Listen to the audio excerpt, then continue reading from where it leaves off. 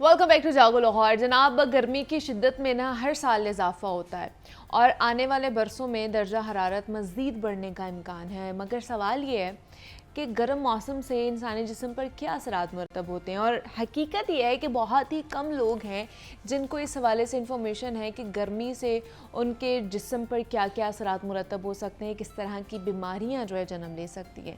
क्योंकि दर्जा हरारत में इजाफा होता है तो जिस्म पर इस तरह के मुख्तलिफ जो असरात है वो मुरतब होते हैं। जैसे हमारा पसीना बहुत ज़्यादा खारिज होता है, थकावट रहती है, नकाहत का एहसास बहुत ज़्यादा रहता है और प्यास बहुत ज़्यादा लगती है। सूरज की जो रोशनी है उसमें मौजूद अल्ट्रा वायलेट जो रेज़ हैं वो ज़्यादा वक्त गुजरने से हमारी जो स्किन है उसकी वजह से जल जाती है, जैसे सनबर्न भी यूजुअली कहा जाता है। जिस्म का जितना हिस्सा सनबर्न का शिकार होगा उतना ही स्किन के कैंसर का ख़तरा भी बढ़ जाएगा। इसके अलावा स्किन की बहुत ज़्यादा प्रॉब्लम है, जैसे कि साइरोसिस का प्रॉब्लम होता है। उसके अलावा फुलबेरी भी जिसे कहा जाता है आम ज़ुबान में, उसका भी प्रॉब्लम बढ़ता जा रहा है। उसको भी कहा जाता है जनाब कि अगर आपने कोई मछली खा ली है उसके साथ दूध का इंटेक नहीं करना चाहिए, जिसकी वजह से आपको फुलबेरी हो जाती है। इस तरह की बहुत सारी जो तोहमात हैं या कह लें कि जनाब मिथ्स हैं जिसको रिलेट किया जाता है इन तमाम तर चीज़ों से। ये एक स्किन कंडीशन है जिसका इलाज मुमकिन है, होम्योपैथिक में ही इसका इलाज मुमकिन है। तो उस पर आज हमने बात करनी है। एक्नी प्रॉब्लम्स ख़ास तौर पर ख़वातीन में बहुत ज़्यादा बढ़ता है, एग्रीवेट करता है, तो इसका हम हल क्या है, होम्योपैथिक इलाज क्या है, इसका उस पर बात करने के लिए डॉक्टर हमजा बुखारी ही हमारे साथ मौजूद हैं। डॉक्टर हमजा, वो साइरोसिस का सबसे पहले तो बात कर लेते हैं। सोरोसिस मेरे ख्याल से इसको कहा जाता है, साइरोसिस का, हाँ सोराइसिस इसको कहा जाता है। तो क्या मसला होता है इसमें और ये एग्रीवेट क्यों इतना ज़्यादा कर जाता है? अच्छा जी, सोराइसिस जो है ये अल्लाह माफ़िज़ एक बहुत ही गंदी स्किन की सबसे जिसको बीमारी कहा जाए, अच्छा। उसमें इसका शुमार किया जा सकता है कि इसका जो मरीज़ है ना तो ये बेचारा कपड़े पहन सकता है सही तरीके से और ना ही खुला छोड़ सकता है, और मुआशरे में इससे लोगों से एक कट के रह जाता है ये बंदा, और उसकी वजह से ही ये ऐसे लोगों में फिर एंजाइटी, स्ट्रेस और बहुत सारी चीज़ें डेवलप होना शुरू हो जाती हैं।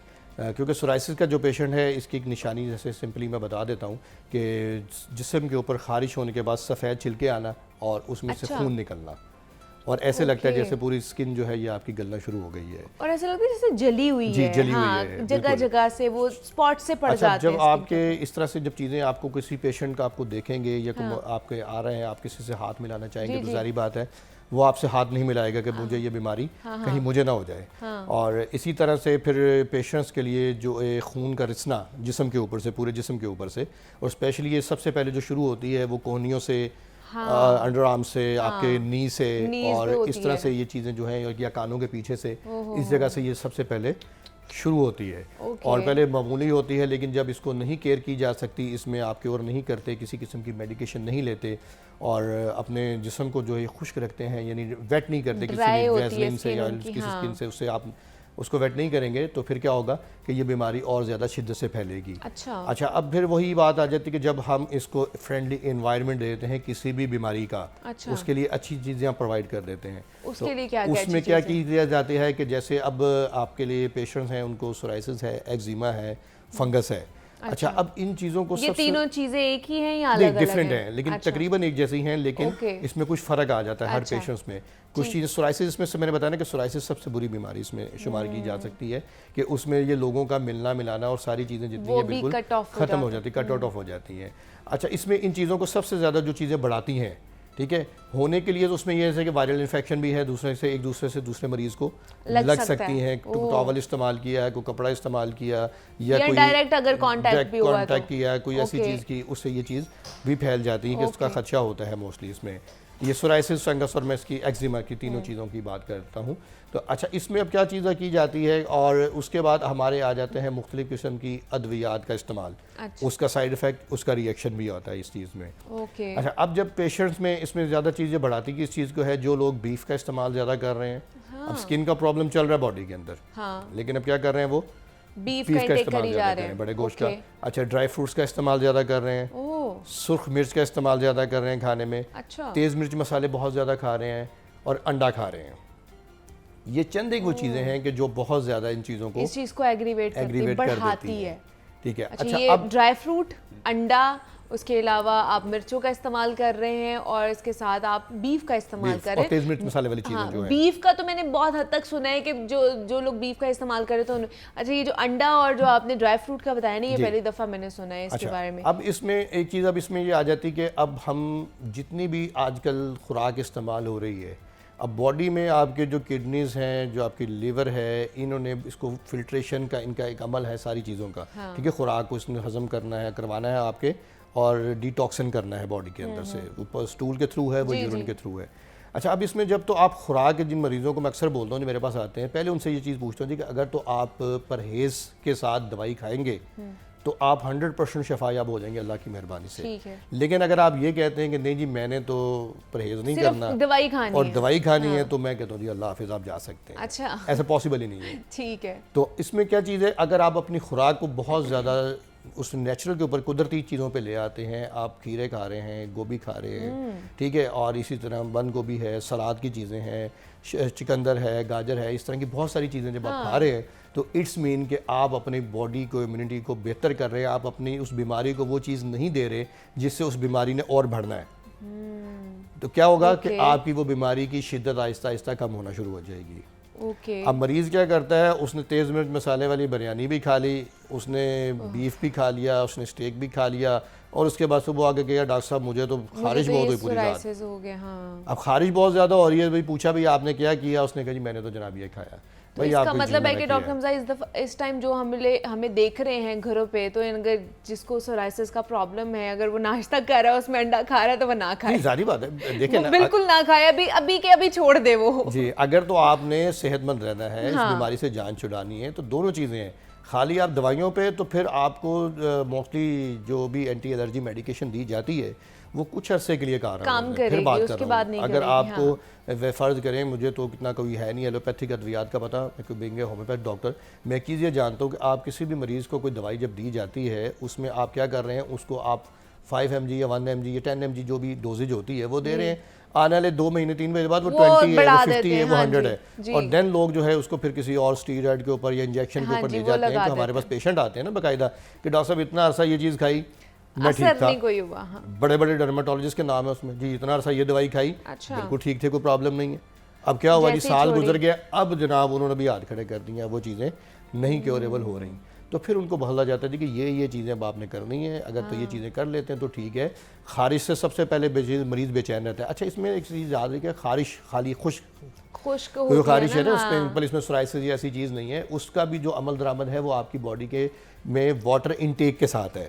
अब जैसे आपने जिक्र किया कि गर्मी आ गई और बीमारी शुरू हो गई, अब गर्मी आते साथ ही लोगों में गुर्दे की पथरी के मामला शुरू होना शुरू हो जाते हैं, हम पीते हैं, स्किन के ऊपर रैशेज आना शुरू हो जाते हैं कि हमारे मिनरल्स और वाटर जो है ना वो उसका बैलेंस जब आप रख पाएंगे तो डेफिनेटली फिर आपको मुख्तलिफ किस्म की जो बीमारियां हैं वो जिस्म में आना शुरू हो जाती हैं, और उसमें खारिश सबसे ज़्यादा टॉप के ऊपर है। लोग सबसे पहले खारिश को ईजी लेते हैं कि नहीं जी खारिश है, कोई बात नहीं, ठीक हो जाएगी, मच्छर लड़ गया, थप्पड़ लड़ गया, ये हो गया, वो हो गया, अपने जो हमारे देसी टोटके चल रहे होते हैं उसी चीज़ के ऊपर लोग ज़्यादा डिपेंड करते हैं ना, या थोड़ी सी वक्ती तौर पर दवाई खा ली ठीक हो गया। लेकिन खारिश के बाद फिर आगे जो चीज़ें चल रही है ना, खारिश कोई एक आपकी बॉडी के ऊपर कोई भी एक अगर इंटीमेटेशन आ रहा है, कोई चीज़ का सिम्टम्स आ रहा है, तो वो उसको आप कभी भी ईजी नहीं ले, उसके ज़ाहिर बात है उसकी बैक एंड के ऊपर कोई ना कोई ऐसी बड़ी प्रॉब्लम आने वाली है जिसकी वजह से आपको प्रॉब्लम चल रही है।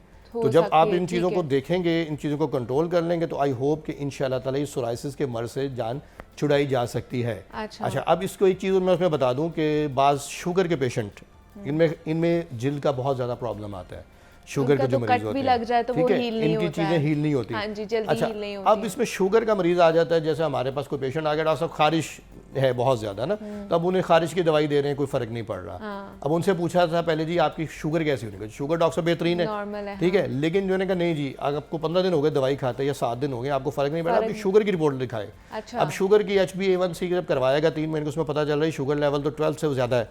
अच्छा, यानी कंट्रोल ही नहीं है, डबल है उसकी रेशोज़। तो भाई ऐसी सूरत में आपको जो शुगर के पेशेंट हैं, ये उनके लिए मैं मैसेज भेज दूंगा कि जो शुगर के पेशेंट हैं, अगर तो उनकी शुगर कंट्रोल नहीं है तो दुनिया की कोई दवाई होम्योपैथिक भी उनको फायदा नहीं दे सकती। ठीक है, जब आप शुगर कंट्रोल कर लेंगे तो आप अपनी चीज़ों को बेहतर कर लेंगे। अब शुगर के मरीजों में मोस्टली क्या होता है, सबसे पहले पाँव पे जख्म आते हैं। क्यों? कि हार्ट से जो चीज़ दिल से दूर है, क्योंकि ब्लड की सर्कुलेशन जहाँ ज़्यादा देर से जाएगी वो चीज़ ज़्यादा उतनी जल्दी इफेक्ट होगी। तो जब आपके पाँव सुन्न होना शुरू हो गए हैं तो इसका मतलब है कि आपको खतरे की घंटी बजना शुरू हो गई है कि आपके पाँव सुन्न हो रहे हैं, कोई कीड़ी ने काट लिया, किसी मक्खी ने काट लिया, कोई आ गया, कुछ जख्म लग गया, आपको नहीं पता, किसी बच्चे ने देखा, किसी दूसरे ने देखा, उसने बताया जी आपके पाँव के ऊपर जख्म है। तो ये कैसे, अच्छा जी मुझे तो इस चीज़ का पता ही नहीं है। तो फिर क्या चीज़ होगी कि आपको उस चीज़ के लिए एहतियात करना पड़ेगी कि आपका मतलब क्या है कि आप अपनी शुगर को कंट्रोल नहीं कर रहे। तो जब आप अपनी शुगर कंट्रोल नहीं कर रहे तो फिर क्या होगा, जख्म बनेगा पाँव के ऊपर, डेफिनेटली बनेगा। तो जब वो जख्म को आपको कंट्रोल करने के लिए फिर आपको किसी डर्माटोलॉजिस्ट के पास, किसी स्किन स्पेशलिस्ट के पास जाना पड़ेगा। तो वो स्किन स्पेशलिस्ट भी उस टाइम तक, या बुखारी क्लिनिक वाला भी उस टाइम आपके लिए कुछ नहीं कर सकता है, ऑब्वियसली, ये क्योंकि चीज़ें टाइम बिल्कुल गुजर गलत गया होता है उसका। कि हम ये कहें नहीं जी ये चीज़ इससे बेहतर हो जाएगा और ये चीज़ आएगा, ऐसा नहीं है। इसी तरह जैसे फलबेरी है जिसको हम विटिलिगो बोलते हैं, हाँ जी, जिसमें अच्छा, और वो जो ये लोग कहते हैं जी फिश खाने के बाद दूध नहीं पीना चाहिए, उसकी वजह से फुलबेरी हो जाती है, वाकई ऐसा है? नहीं, ये एक खास किस्म की मछली है जिसके खाने से ये होता है। हर मछली से रोहू है जो हमारे यहाँ पर ज़्यादातर खाई जाती है, यूजुअली मिलती है, उनसे तो ऐसी चीज़ की पॉसिबिलिटी नहीं कि ऐसा कुछ हो सके। ठीक है जी, ये उसमें चीज़ें होती हैं। लेकिन अगर जिनको होती है तो उन्होंने क्या ऐसी मछली खाई होती है और उसके बाद दूध पिया होता है जिसकी वजह से उन्हें हो जाती है? नहीं, हिस्ट्री में ऐसा नहीं जी, हमने बहुत से पेशेंट हमारे पास जब आते हैं, हम जब उनकी हिस्ट्री लेते हैं, ऐसा नहीं है। ठीक है, उसमें वो जेनेटिक चीज़ें चल रही होती हैं, एक नस्ल में तो दूसरी में नहीं है, तो तीसरी में वो डेफिनेटली वो चीज़ आ रही होती है ना, स्किन की कंडीशन होती है उनकी। ठीक है, और फिर इसमें उसके लिए भी थोड़ी सी मैं एहतियात बता दूंगा, जो लोग विटामिन सी का इसमें इस्तेमाल नहीं किया जाना चाहिए। ठीक है, नहीं करना। ठीक है जी, अच्छा, और सिट्रिक एसिड वाली चीज़ें बिल्कुल बंद कर दें इसमें, और सिल्वर के बर्तनों में पका हुआ नहीं खाना चाहिए। अच्छा, ठीक है, और मोस्टली मौजों में हमने पेशेंट में देखा जो खजूर बहुत ज़्यादा खाते हैं। ठीक है, होम्योपैथिक में तो इलाज है ही है इसका। ठीक है, लेकिन टाइम लगता है, कम से कम 6 महीने, 1 साल, 2 साल आपको दवाई खानी पड़ती है इसमें। ऐसा नहीं है कि 15 दिन, महीने में, 2 महीने में ये चीज़ ठीक हो जाए। तो ये क्या चीज़ है कि उसमें खजूर खाने से बहुत ज़्यादा बेहतर हो जाता है। खजूर खानी है, खजूर ज़्यादा खाने से भी बेहतरी इसमें आ जाती है। अच्छा, अब दूसरी चीज़ें इसमें आ जाती है, ये चीज़ें फिर बता रहा हूँ कि विटिलिगो जो है इसके लिए टाइम पीरियड चाहिए ठीक होने के लिए।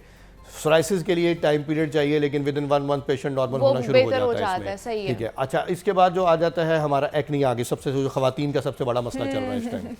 अच्छा, एक्नी में अब बहुत सारी चीज़ें ऐसी हैं कि आपकी जो जंक फूड है वो उस चीज़ को प्रोड्यूस कर रहे हैं। अब पेशेंट्स आकर अक्सर कहता है कि डॉक्टर साहब देखें, मैं तो अगर ये चीज़ हो जंक फूड से या किसी चीज़ से, ऐसी खुराक से अगर हो रहा है, तो फिर हमारे बाकी जिस्म पे होना चाहिए। भाई आपके जिस्म का सबसे सेंसिटिव हिस्सा जो वो चेहरा है, जो आपका फेस है। ठीक है, अब चेहरे के ऊपर ये चीज़ ज़्यादा नुमाया होना शुरू हो जाती है, तो उसके लिए उसका भी इलाज है। उसका भी इलाज होता है। उसमें काफ़ी चीज़ें ऐसी आ जाती है ना कि जिसमें उसकी कॉज क्या बन रही है।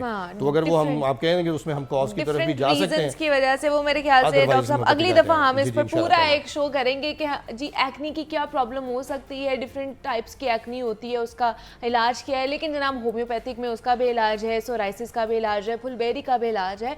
तो आप होम्योपैथिक के इलाज के ऊपर डिपेंड कर सकते हैं, जो कि किसी का भी मतलब उसका नुकसान कोई नहीं है, उसका फ़ायदा ही है आपको। तो डॉक्टर हमज़ा बुखारी हमारे साथ मौजूद है। डॉक्टर साहब, बहुत शुक्रिया आपके वक्त का कि आप यहाँ पर आए। हमने जनाब स्किन के प्रॉब्लम के हवाले से बात की है और उसके साथ साथ हमने साइनस की प्रॉब्लम के हवाले से भी हमने बात की थी कि जिनको प्रॉब्लम होता है वो किस तरह एहतियात बरत सकते हैं और वो किस तरह डॉक्टर साहब से रब्ता करके अपनी कंडीशन बेहतर कर सकते हैं। अब आगे बढ़ते हैं, कुछ जनाब सियासत के हवाले से बात कर लेते हैं, क्योंकि 8 फरवरी इलेक्शन का दिन था। उसमें भी हमने देखा कि बहुत गहमा गहमी हुई और मुख्तलिफ़ चीज़ें हमें देखने को मिली। लेकिन जनाब उधर भी नून लीग ने मैदान मार लिया और कल ज़िमनी इंतखाबात का भी दिन था, गहमा गहमी देखने को मिली और कारकुनान का जोश खरोश भी हमें देखने को मिला। मुख्तलिफ़ जमातें हमें वहाँ पर देखी जो कि लड़ रही थी, लेकिन मैदान पर नून लीग मार गई है जनाब, क्लीन स्वीप कर दिया है, ख़ास तौर पर लाहौर से नून लीग ने। तो क्या सूरत हाल रही कल पूरा दिन, किस तरह जो जनाब जो जश्न मनाया गया है उस पर अपडेट लेनी है। हमारे साथ लियाकत अंसारी मौजूद हैं, उनकी तरफ चलते हैं और कल के दिन का अहवाल उनसे जान लेते हैं। लियाकत साहब बताइएगा, मुस्लिम लीग नून ने ज़िमनी इलेक्शन में भी लाहौर से क्लीन स्वीप कर लिया है? न सिर्फ लाहौर से बल्कि पूरे पंजाब में जो है उन्होंने हुकूमती इत्तेहादी जो है वो बरती उनकी रही है। 2 नशिस्तें ऐसी थी जिन पे एक पे पाकिस्तान पीपल्स पार्टी जो है उसने इलेक्शन लड़ा था और एक से लाहौर में IPP ने लड़ा था। बाकी जगहों पर पाकिस्तान मुस्लिम लीग के कैंडिडेट थे। तो अब 18 सूबाई थी और 2 कौमी असम्बली की नशिस्तें थी अगर पंजाब की बात करें, और अगर लाहौर की बात करें तो 4 सूबाई थी और 1 कौमी असम्बली की थी। तो सभी के नताइज जो हैं वो हुकूमती इत्तेहाद के नाम रहे हैं। और यूं ज़मीनी इंतखाब के बाद जो है, अब अगर पंजाब असम्बली की पार्टी पोजीशन की बात की जाए तो अब तकरीबन ये हुकूमती अलायंस जो है वो तकरीबन 260 नशिस्तों पर जो है 371 के अवान में 260 नशिस्तों पर तकरीबन पहुंच चुका है। 248 के करीब हुकूमती अलायंस की पहले ही पावर थी। एक पाकिस्तान पीपल्स पार्टी की नशिस्त इस ज़मीनी इंतखाब में जीती है, एक इस्तेहकाम पाकिस्तान पार्टी ने पाकिस्तान मुस्लिम लीग की हमायत से ये नशिस्त जीती है और बाकी नशिस्तें पाकिस्तान मुस्लिम लीग के कैंडिडेट्स ने जीती हैं। इस ज़मीनी इलेक्शन में 2 कौमी असम्बली की नशिस्तें भी जो वो पाकिस्तान मुस्लिम लीग के नाम रही हैं। और ये अलग बहस है कि अपोजिशन इसके नताइज से किस कदर मुतमिन है और अब क्या अपोजिशन आज या कल में क्या ज़मीनी इंतखाब के हवाले से अपनी चार्जशीट फ्रेम करती है। लेकिन जो बज़ाहिर कल इल्ज़ामात अपोजिशन के सामने आए थे वो एक तो बड़ा था कि जो हाफिज ज़ीशान हैं जो शहर सिद्दीकी के मुकाबले में उम्मीदवार ने एक जो है पोलिंग स्टेशन वहां पर प्रिजाइडिंग ऑफिसर को उस वक्त जो है उसके सामने प्रोटेस्ट किया जब उनके यहाँ से 10 ऐसे जो है वो फॉर्म 45 जो कि दोपहर को ही पोलिंग एजेंट से साइन करवा लिए गए थे उस पर एहतजाज किया था, वहीं पर धरना दिया था। और कुछ जो प्रिजाइडिंग ऑफिसर्स ने जो है खतूत भी लिखे थे इलेक्शन कमीशन पाकिस्तान को, जिसमें उन्होंने कहा था कि उन्हें फॉर्म 45 मिले ही नहीं है। इस बात का इल्जाम अपोजिशन लीडर मलिक अहमद खान बच्चन ने भी आयद किया था। तो कुछ छोटी मोटी बेज़ाब्तियां हुई हैं, कुछ तलखियां भी हुई हैं, और लेकिन मजमूई तौर पर जो है वो इलेक्शन में जो है उस तरह का कोई लाहौर साथ नहीं रहा। एक सुबह सवेरे जो है लाहौर के एक पोलिंग स्टेशन पर जो है पीटीआई के और मुस्लिम लीग के और आईपीपी के कारकुन आमने साथ, जिसके नतीजे में पुलिस ने 3 कारकुन जो है पीटीआई के आईपीपी के कारकुनों को अपनी हिरासत में लेकर थाना मुगलपुरा मुंतकिल किया था। तो यूँ देखा जाए कि जो एक हमारे यहाँ रिवायत रही है जिसको एक दो दफा तो वो डिस्टर्ब हुई थी जब पिछले ज़मीनी इंतखाब हुए थे, जब जो परवेज लाई थे, तो उस वक्त ये हुआ था कि उस वक्त हुकूमती इत्तेहाद जो है या हुकूमत तो जीत हार गई थी। लेकिन इस दफा जो ज़मीनी इंतखाब की तमाम नशिस्तें हैं वो जो है वो पाकिस्तान मुस्लिम लीग पाकिस्तान पार्टी और आईपीपी के नाम रही हैं। तो वो एक जो होता है जो मरकज में इस वक्त पोजीशन है, लोगों को मालूम था कि आज वो पीपल्स पार्टी मुस्लिम लीग की हुकूमत है पंजाब में, उन्हें पता है कि वो बहुत अच्छा, दूसरा अंसारी साहब ये तो सिचुएशन होगी ना कल की, आज प्री बजट इजलास भी है पंजाब असम्बली का और जिसमें 2024-25 का जो बजट है उसकी तजावीज़ भी पेश की जाएंगी, तो इस पर थोड़ा सा बताइएगा कि क्या होने वाला है, क्या क्या निकात होंगे। आज जो असम्बली रूल्स में तरमीम करके ये मैंडेटरी कर दिया गया था कि जब इस साल के बजट की तैयारी होगी उससे पहले जो है एक प्री बजट इजलास किया जाएगा ताकि अरकान असम्बली जो कि अवाम के मुंतखब नुमाइंदे हैं वो भी बजट के हवाले से तजावीज़ दें। तो ये हर साल जो है ये प्री बजट इजलास होता है जिसमें बुनियादी तौर पर हुकूमत यही कोशिश करती है कि जो हुकूमती अरकान है उनके साथ साथ अपोजिशन के अरकान भी हाउस में जो कोई तजवीज़ देना चाहें, बजट को बेहतर करना चाहें, अपने हल्कों के कुछ मसाइल, डेवलपमेंट स्कीम्स या कुछ चीज़ें उनकी निशानदही करना चाहें तो वो है। इसमें बजट जो आइंदा बजट के लिए तजावीज़ है उस पर अरकान की तकारीर होंगी, वो अपनी तजावीज़ देंगे और फिर वज़ीर ख़ज़ाना इसको वाइंड अप स्पीच के साथ इन तजावीज़ में से जो मुमकिन होंगी उनको जो है आइंदा माली साल के बजट का हिस्सा बनाएंगे और जो काबिल अमल नहीं होंगी उनको जो है वो ड्रॉप कर दिया जाएगा। तो जो इसकी बुनियादी स्पिरिट यही होती है कि आइंदा माली साल का बजट जो है वो सिर्फ ब्यूरोक्रेसी की तजवीज़ करदा चीज़ों के ऊपर ना मुरतब हो बल्कि मुंतखब जो अवामी नुमाइंदे हैं वो भी अपना इनपुट इस बजट के लिए दे सकें और उसी के लिए ये इजलास है, कुछ रोज चलेगा और इसमें यही तवक्को की जा रही है कि अपोजिशन और हुकूमती अरकान जो है वो पार्टी अफिलिएशन से जो है वो बालातर होकर जो है वो अपने हल्कों के मसाइल और वो सामने रखें। चलें ठीक है जी, लियाकत अंसारी साहब हमारे साथ मौजूद थे और ज़िमनी इंतखाबात के हवाले से उन्होंने पहले हमें अपडेट किया और आज पंजाब असम्बली का प्री बजट इजलास भी बुलाया गया है, गालिबन 11 बजे स्टार्ट हो जाएगा जिसकी टाइमिंग हम तक पहुँची है। अब देखते हैं कि 11 बजे स्टार्ट होगा या नहीं होगा, लेकिन अभी के लिए लियाकत साहब बहुत शुक्रिया आपका कि हमें अपडेट किया आपने। और यहाँ पर एक छोटी सी ब्रेक लेते हैं, मिलते हैं इस ब्रेक के बाद।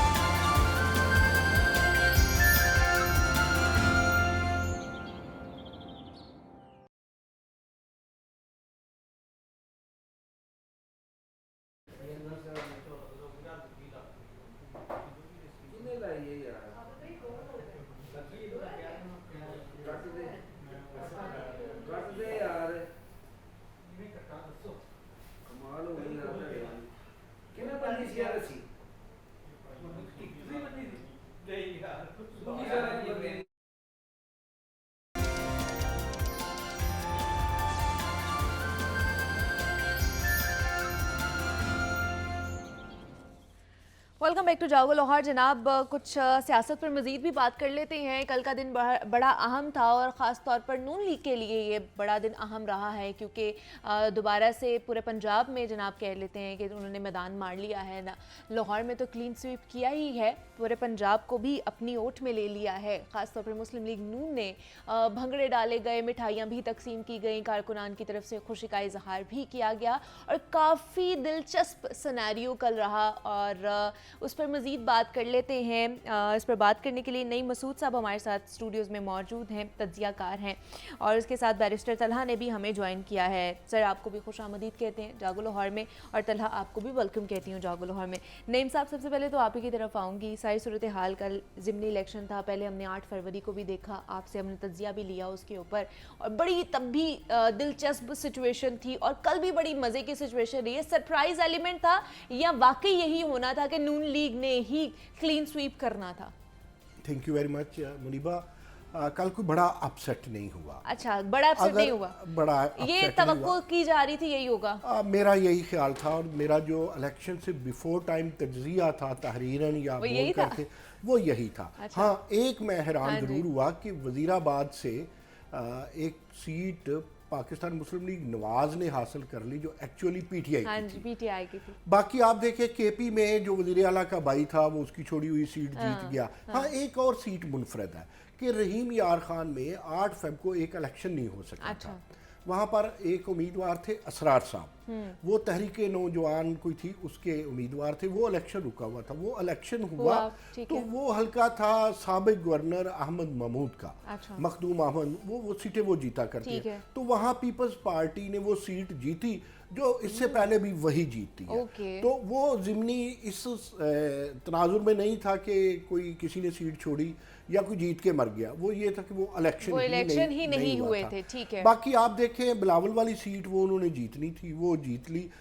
अगर आप इसको मजमूई तौर पर देखें, मतलब सरप्राइजिंग एलिमेंट कोई नहीं था इसमें। हाँ, लेकिन सक्सेस का एक एलिमेंट है, बहरहाल है, वो मुस्लिम लीग नवाज का, मुस्लिम लीग नून।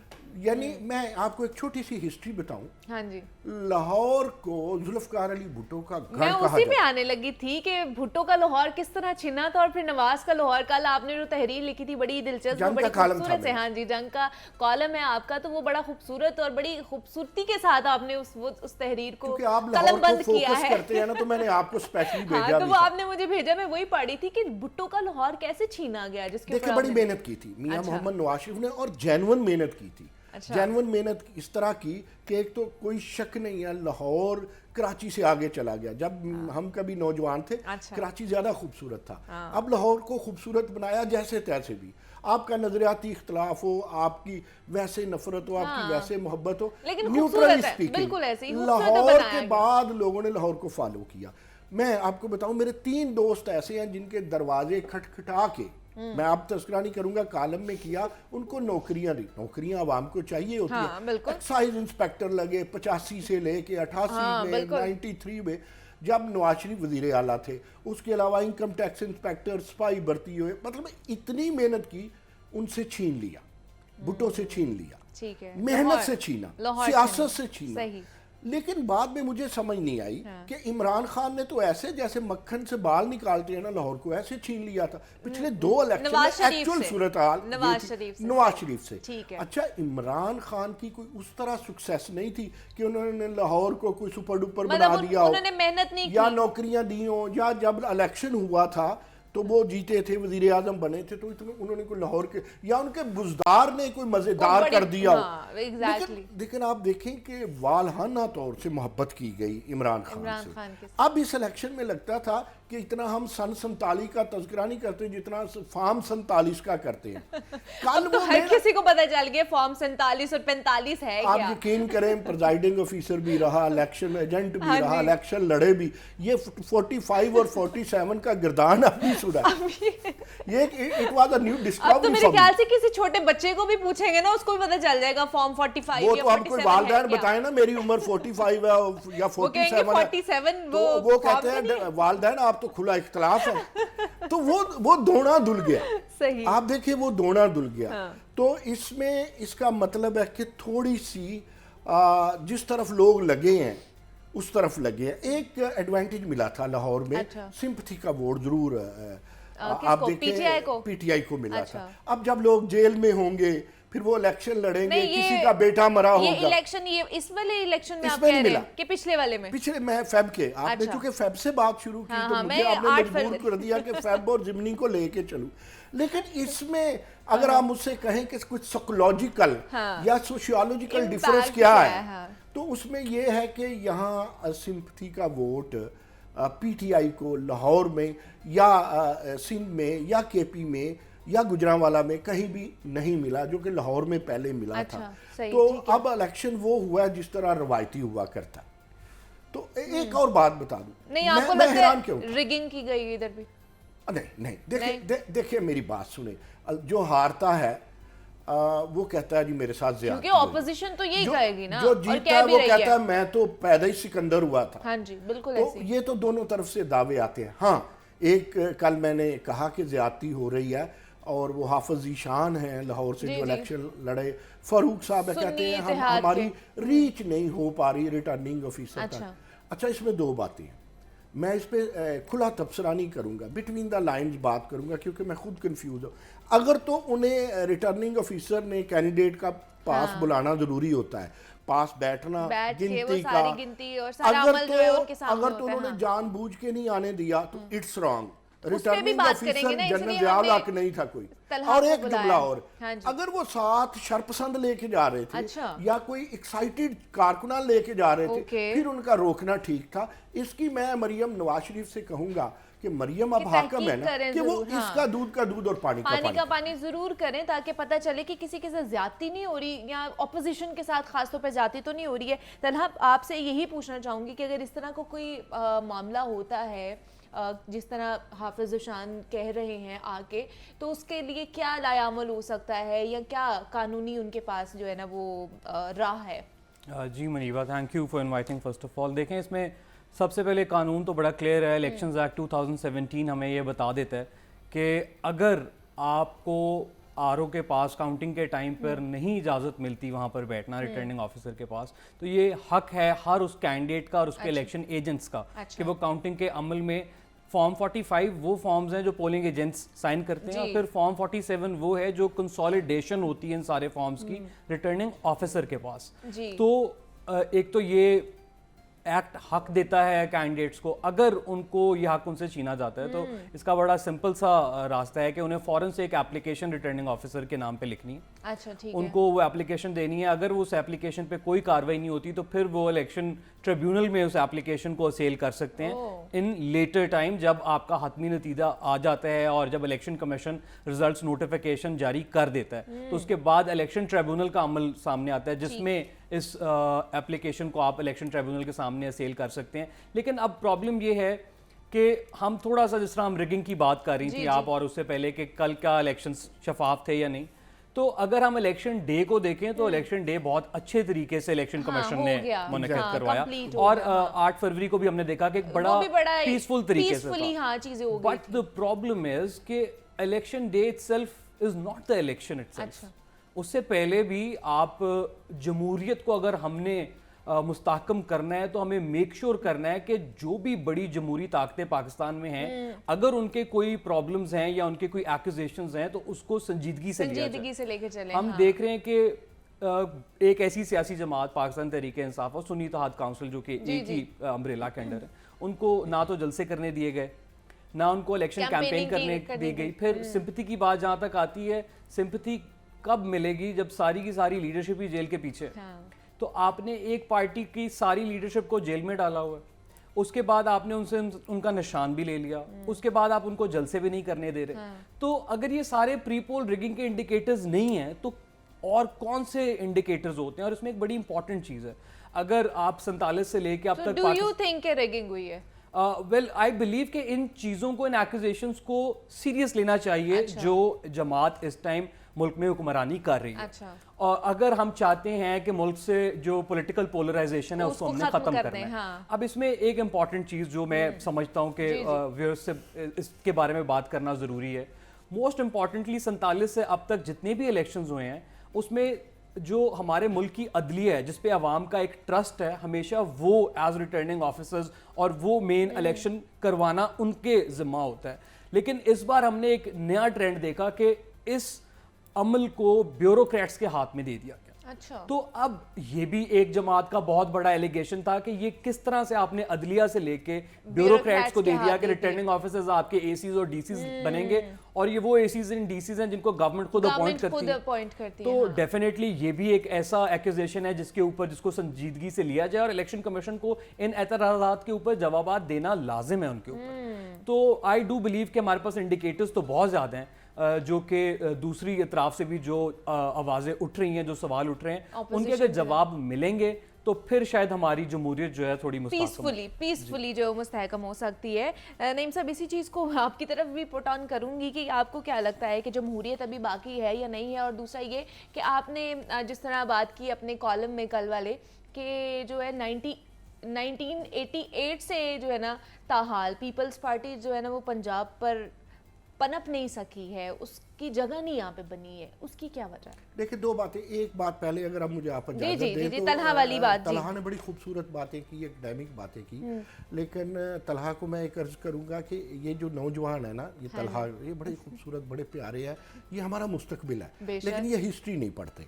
जब 2017 में नवाज शरीफ के साथ ज्यादती हुई थी तो Imran Khan enjoyed it and he got. तो अब क्या नवाज शरीफ साहब एंजॉय कर रहे हैं? अब यही मैं इसी अलमिया की तरफ जा रहा हूँ।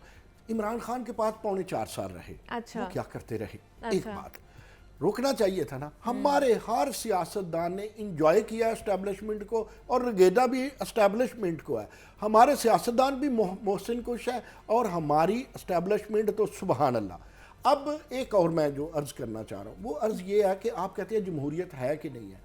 मैं क्रेडिट पेश करता हूँ मोहतरमा बेनज़ीर भुट्टो और मियाँ मोहम्मद नवाज शरीफ को, जो इन्होंने 2007 में कशीद किया मिसाके जमहूरियत, उसके तहत मियाँ साहब तो 17 में गर गए, 22 में इमरान खान गर गए, लेकिन वो 2008 से आज तक असेंबली वहाँ रही। अच्छा। उसके अंदर जो है तो रफ्ता रफ्ता आता है। फटाफट अगर हमने यूरोप से या अमेरिका से एग्जांपल देनी है तो उनकी सदियों की मेहनत है। हाँ जी। बाकी एक जो पीपल्स पार्टी का मामला है, देखिए पीपल्स पार्टी बड़ी नॉनसेंस जमात है पंजाब के तनाजुर में। अच्छा। वो कहते हैं पाकिस्तान खप्पे की हद तक तो जनाब सदर ठीक है, लेकिन पंजाब पीपल्स पार्टी खप्पे की हद तक वो सिफर है। अच्छा। उन्होंने ऐसे लोग ऐसे पीपल्स पार्टी में रखे हुए हैं, वो कहते हैं ये पुराने साथी हैं। उन पुराने साथियों की वजह से नए आ नहीं रहे और पीपल्स पार्टी का अपना कसूर है, वरना पीपल्स पार्टी नहीं तो ऐसे तो नहीं है कि उनको कह दिया हो कि आपका सिंध है और हमारा पंजाब है। देखिए अगर ऐसा भी है, ऐसा नजर भी आता है, हाँ एक एंगल इस पे देखते हैं,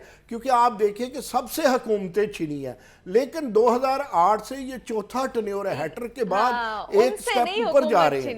लेकिन इसका फायदा क्या? पीपल्स पार्टी तो एक वफाकी जमात थी और मैं समझता हूं कि यूसुफ रजा गिलानी बड़े मजे से तंतने के साथ तुम तराकियत से बैठ तो गए हैं चेयरमैन सेनेट बन के, लेकिन उनके पल्ले क्या है? उनको भी एस्टेब्लिशमेंट ने मुल्तान से जिताया है। अच्छा। और मैं ये साबित कर सकता हूँ। अच्छा। जहाँ तक वो उनको रिटर्निंग ऑफिसर मिले हुए थे, जो जिन ब्यूरोक्रेट्स का तला ने जिक्र किया, ये जो इलेक्शन हुआ है ना 8 फेब, इसमें असल ज्यादती और असल रिगिंग नवाज शरीफ के साथ हुई। अच्छा। और अपनों ने भी किया, बेगानों ने भी किया। उनके साथ कैसे हुई है? उनका भाई विफाक में बैठा है, बेटी उनकी जो है वो पंजाब में बैठी हुई है, ये तो उन्होंने ये कैसे रिगिंग हुई है? ये उन्होंने विन किया कि बेटी को पंजाब मिल गया, तो उन्होंने विफाक में बैठना था, ये रिगिंग हुई है? देखिए डेफिनेटली हुई है। मैं आपको एक बात बताऊं, एक बहुत बड़े पुलिस ऑफिसर, नाम नहीं लूंगा उनका, मुझे फोन आया वजीर आजम कौन बन रहा है इलेक्शन से पहले।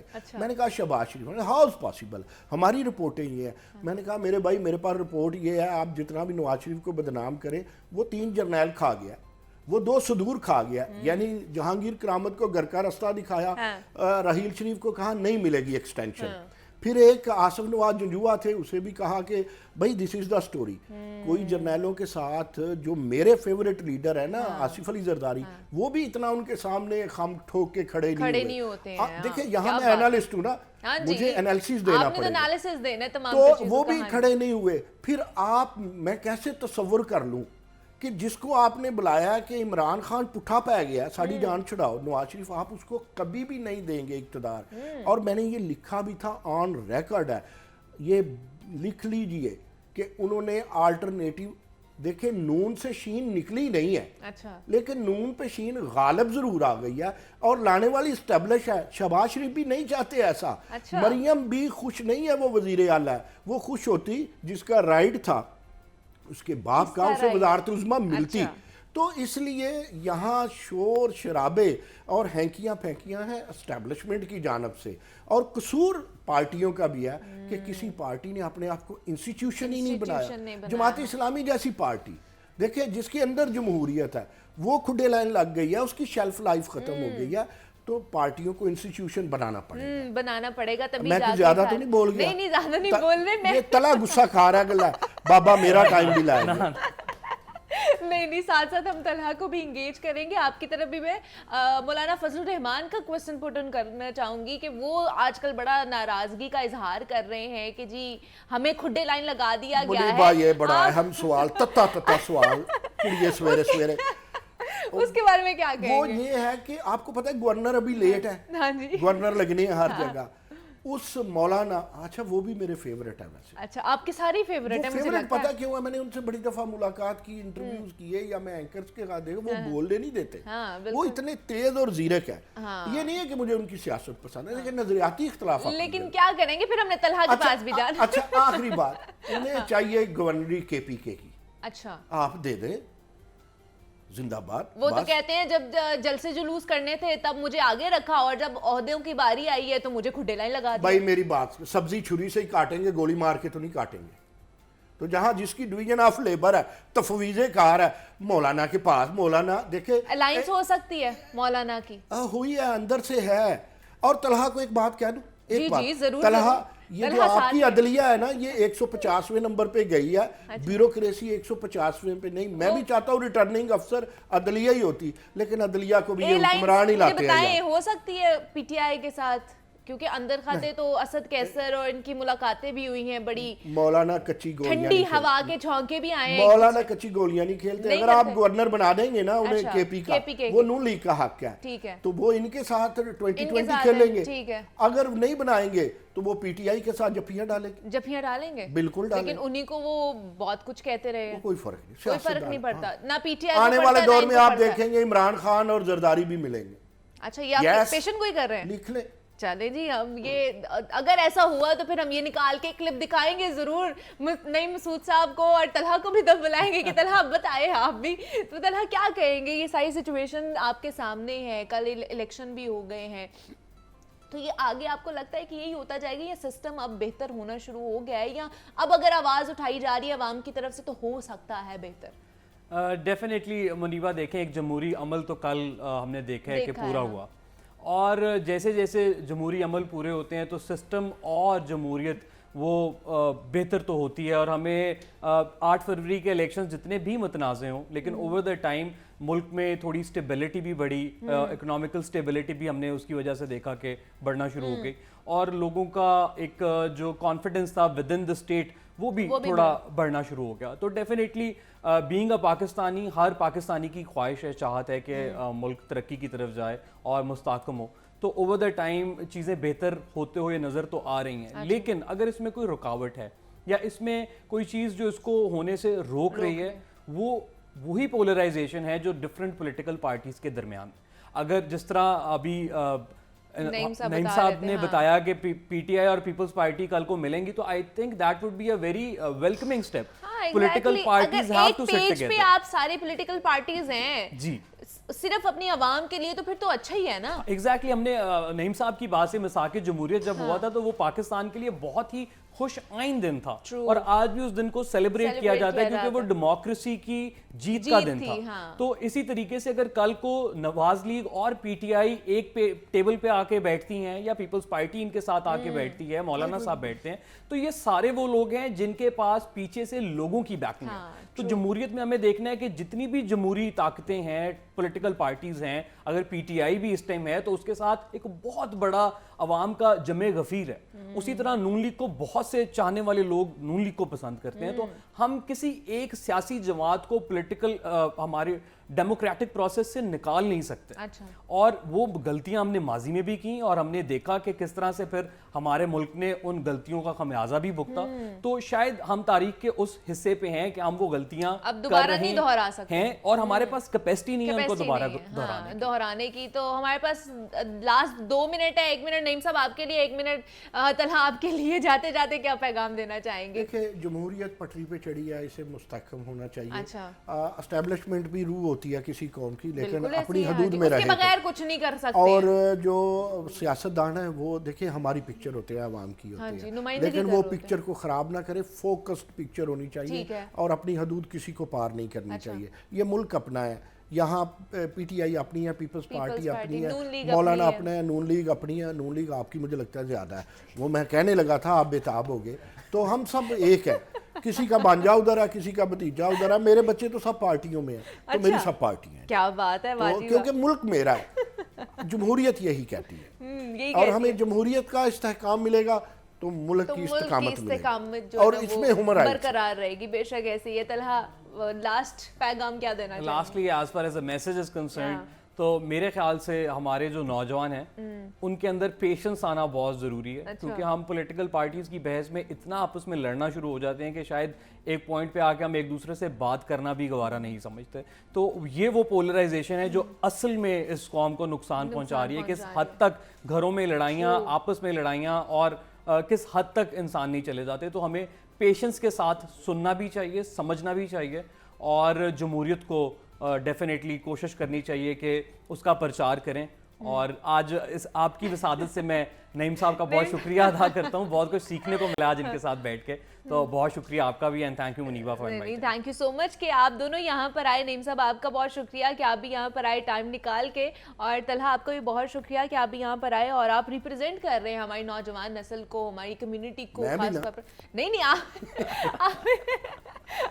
आप कौन सी वाली नौजवान नस्ल को रिप्रेजेंट कर रहे हैं ये भी बता दें, जो जरा पुरानी हो गई, थोड़ी सी पुरानी होगी है। ठीक है जी, थैंक यू सो मच जी, बहुत शुक्रिया। कल का जो इलेक्शन था, खासतौर पर ज़िमनी इलेक्शन, उसके हवाले से हमने बात की है कि तारीख क्या थी और कब पंजाब जो है किसके शिकंजे में रहा है और अब किस तरह का पंजाब आगे हमें देखने को मिलेगा। हमारी नौजवान नस्ल पर हमारी बहुत ज़्यादा उम्मीदें जो है वो इन्हिसार हम करते हैं ताकि हमारी नौजवान नस्ल एक अच्छी और पॉजिटिव सोच के साथ आगे बढ़े, पाकिस्तान के लिए सोचे। और जो जितनी भी हमारी जो सियासी जमातें हैं उनके लिए भी हम यही रिक्वेस्ट कर सकते हैं, ये उम्मीद कर सकते हैं कि जनाब आप अपने मफादात से पीछे हट के पाकिस्तान के लिए सोचे, अवाम के लिए सोचे, क्योंकि आपको वो ही लेकर आते हैं सीट्स के ऊपर, तो आप उनको भूलें मत। इसी नोट पर हमें इजाज़त देनी है। आपने अपना बहुत सारा ख्याल रखिएगा। कल आज से दोबारा मुलाकात होगी, तब के लिए अल्लाह हाफ़िज़।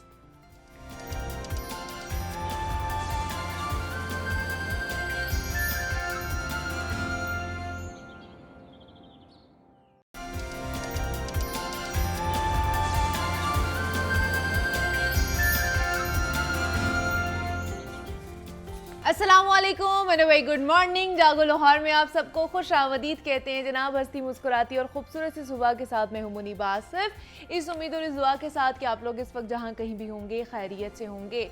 नया दिन है और नए हफ्ते का आगाज़ हम कर चुके हैं और उम्मीद करते हैं कि ये हफ़्ता आपका पिछले हफ्ते से ज़्यादा अच्छा भी गुज़रे और प्रोडक्टिव भी गुज़रे। और हम भी कोशिश यही करेंगे कि जनाब ऐसी चीज़ों का इंतखाब करें या ऐसे टॉपिक्स की सिलेक्शन करें जो आपके लिए भी फ़ायदेमंद हो और हमारे लिए भी फ़ायदेमंद हो, इवन दो कि हमारी लाइफ के लिए वो हेल्पफुल साबित हो। तो जनाब इंसान को ना सेल्फ़ डिपेंडेंट होना चाहिए। मैं सबकी बात कर रही हूँ, किसी एक बंदे की किसी खसूस कह ले के खसूसियात से जिनमें बहुत ज़्यादा होती हैं, सिर्फ उनकी बात नहीं कर रही हूँ, क्योंकि दूसरे पर इन्हिसारी को ना हमें कम से कम ही रखना चाहिए अपनी लाइफ में। जब तक एक काम हम खुद कर सकते हैं, हमारे पास उस चीज़ की सलाहियत मौजूद है, तो हम क्यों किसी दूसरे से उस चीज़ के लिए मदद मांगे। और यही हकीकी खुददारी भी है। और हमारी जो सेल्फ़ रिस्पेक्ट है वो भी इसी में है। दीन इस्लाम ने भी हमें खुद इन्हिसारी का हुक्म दिया है कि हम अपनी ज़रूरतों को खुद अपनी मेहनत से पूरा करें, अपने जितने भी मसाइब हैं उनसे खुद लड़ें, बिला वजह दूसरों के सामने हाथ ना फैलाएं। और मसाइब सिर्फ मुआशी मसाइब नहीं है, बल्कि इससे मुराद ज़िंदगी का हर एक चैलेंज है, ख्वाह वो हमारी अपनी ज़ाती ज़िंदगी हो या फिर हमारी अपनी अमली ज़िंदगी हो। हर चैलेंज से हमें ख़ुद बाहर निकलना चाहिए। वो लोग जो बात बात पर दूसरों के पास जाते हैं कि उन्हें कोई हमदर्दी या उन्हें कहीं से किसी भी किस्म की मदद मिल सके, वो ज़िंदगी में ना कभी भी मुकम्मल शख्सियत नहीं बन पाते, क्योंकि वो जितनी मर्ज़ी तरक्की कर लेना, मगर हकीकत में उनका कद कम ही रहता है, छोटा ही रहता है। उन्हें ये फ़रेब होता है कि वो बड़े शातिर हैं या बड़े चालाक हैं अपनी ज़िंदगी में, मगर वो अपनी ज़िंदगी एक बोनेपन में गुजार देते हैं। कद हमेशा उन्हीं लोगों का बड़ा होता है जो तन्हाई बर्दाश्त करते हैं, जो मुश्किल और हर किस्म की परेशानी तो बर्दाश्त कर लेते हैं, मगर किसी दूसरे का बिला वजह सहारा नहीं लेते हैं। बात यहाँ सिर्फ दूसरों से माली मदद की नहीं है, बल्कि मेरा इशारा हर किस्म की गैर ज़रूरी मदद की तरफ है। जैसे अगर देखा जाए ना, स्टूडेंट्स की मिसाल ले लेते हैं। कुछ स्टूडेंट्स ऐसे होते हैं जो ख़ुद तो सारा साल इंजॉयमेंट में गुजार देते हैं अपना, पढ़ाई का नाम नहीं लेते हैं, पढ़ते नहीं हैं, लेकिन जैसे ही एग्ज़ाम्स आते हैं तो उनकी कोशिश यही होती है कि बस जनाब कुछ भी करके वो पास हो जाएं या एटलीस्ट वो पासिंग मार्क्स ले लें, फिर चाहे उसके लिए उन्हें चीटिंग ही क्यों ना करनी पड़े। ऐसे स्टूडेंट्स की कोशिश ये होती है कि उनका जो रोल नंबर है ना, वो पढ़ने वाले या मेहनती स्टूडेंट्स के पास आए ताकि वो इधर उधर से देखकर पास हो जाएं। यकीन जाने कि ऐसा हो भी जाता है, लेकिन उस वक्त उनकी जो इज़्ज़त नफ्स और अखलाकियात है ना, उन दोनों का कत्ल हो जाता है जब वो इस तरह के हरबे इस्तेमाल कर रहे होते हैं। और ये मामला पर सिर्फ पढ़ाई तक महदूद नहीं रहता है। ऑब्वियसली ये आपकी ज़िंदगी के हर शोबे पर उन्हें अपने इस रवैये की वजह से ख़सारा उठाना पड़ता है। इसलिए हमें ये चाहिए कि हम अपने ऊपर एतमाद करें। अगर जज्बाती या नफ्सियाती मसला भी है ना, तो कोशिश करें कि पहले ख़ुद अपने मसाइल को हल करने की एटलीस्ट कोशिश तो करें ना, ट्राई तो करें। कोई भी माँ के पेट से सुकरात बनकर तो नहीं आता, आइंस्टाइन बनकर तो नहीं आता। हर शख्स इसी ज़िंदगी में ही बनता है, जो भी बनता है वो अपने आप को इसी ज़िंदगी में एक्सप्लोर करने की कोशिश करता है। हर शख्स अपने फ़ैसलों और अपने एक्शंस की वजह से बड़ा बनता है, और इंसान गलतियों से ही सीखता है। ऐसा कोई इंसान नहीं है कि जिसने ज़िंदगी में अपनी गलती ना की हो। आज हमें कुछ भी नहीं पता तो ये इतना अहम नहीं है, क्योंकि हम इस जर्नी से ख़ुद ब खुद कुछ ना कुछ एटलीस्ट ज़रूर सीख जाएंगे। लेकिन शर्त यह है कि हमें अपने सफ़र से या इस प्रोसेस से लगाव हो और हम वाकई ही कुछ सीखना चाहते हों अपनी जर्नी से। सीखने को तो हम अपने साथ लोगों से भी बहुत कुछ सीख सकते हैं। हमारे साथ जो उठते बैठते लोग हैं, हम उनसे भी बहुत सीख सकते हैं, उनसे भी सीखना चाहिए। और अगर सीखने के अमल में मदद दरकार हो तो मदद में लेने में कोई हिचकिचाहट भी महसूस नहीं होनी चाहिए। मदद लेना कोई बुरी बात भी नहीं है, बस ये ध्यान में रखना चाहिए कि मदद लेने का वक्त सही हो और उस शख्स का जिससे हम मदद ले रहे हैं इंतखाब सही हो, जिससे हम मदद ले रहे हैं, ये जिसको हम चूज़ कर रहे हैं। और यही अक्लमंदी भी है। इस चीज़ का तवाज़ुन समझने में ही अक्लमंदी है कि ना तो हम खुद हमें कोई सुरखाब के पर लगे हुए हैं कि हम अकेले ही कुछ कर सकते हैं, ऐसा कुछ भी नहीं हो सकता। और ना ही इतने हम लोग कमज़ोर हैं कि हम खुद कुछ भी नहीं कर सकते हैं। जो इस फ़र्क को समझ लेता है, यकीनन वो अपनी ज़िंदगी में कभी भी नाकाम नहीं होता किसी भी शोबे में। उसकी शख्सियत वक्त के साथ साथ ना बनती जाती है, डेवलप होती जाती है। और एक वक्त ऐसा आता है कि वो ज़िंदगी के जो मसाइब हैं, परेशानियाँ हैं ना, उनसे लड़ने में माहिर हो जाता है। और फिर उसे ज़िंदगी जीने के जो मसले हैं ना, उससे निकलना एक खेल से कम नहीं लगता है। ऐसा शख्स अपनी ज़िंदगी के हर खेल में, हर स्टेज पे कहते हैं कि जनाब जीतता ज़रूर है और उसको कभी भी किसी मुश्किल का सामना नहीं करना पड़ता है। मुश्किल का सामना करना पड़ता है, मुश्किलात आती हैं, मसाइब आते हैं, परेशानियां आती हैं, लेकिन उनसे निमटना कैसे है, उनका सॉल्यूशन कैसे निकालना है, हमें वो आ जाता है और फिर हम आसानी से अपनी ज़िंदगी को जी सकते हैं, उन मुश्किलात से बाहर निकल सकते हैं। तो इसलिए अपने आप को बेहतर करने की कोशिश करें हर लिहाज से, हर शोबे में।